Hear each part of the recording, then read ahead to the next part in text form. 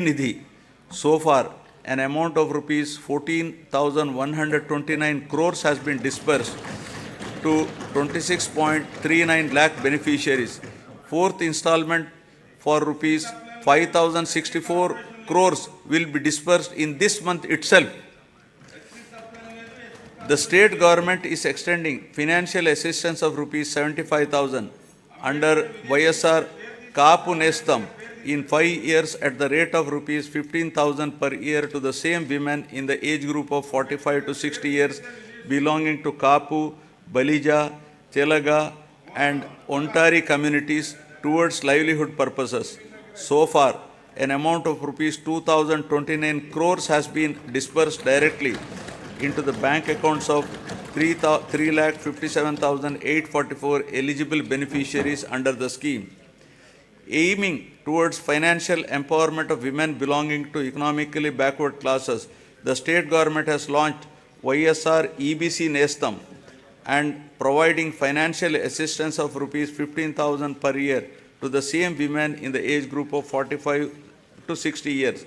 So far, the government has disbursed an amount of 1,257.04 crores directly into the bank accounts of 4,39,068 eligible women beneficiaries. My government accords top priority for safety and security of women. As part of the safety of women, 1.46 crore citizens have been downloaded the Disha app and 3,040 cases based on the complaints received through this app have been registered.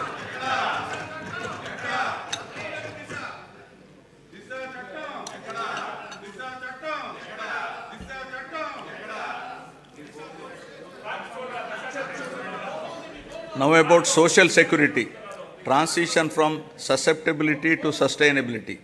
The government is committed to providing permanent houses to all the eligible households in the state, duly providing house sites and housing under the scheme Pedala Andiriki Illu.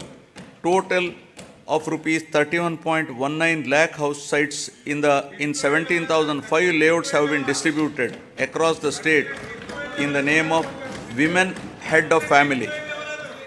The cost of each site varies from 2.5 lakh to 15 lakh depending upon the location. Among these house sites, 22 lakh houses are being constructed.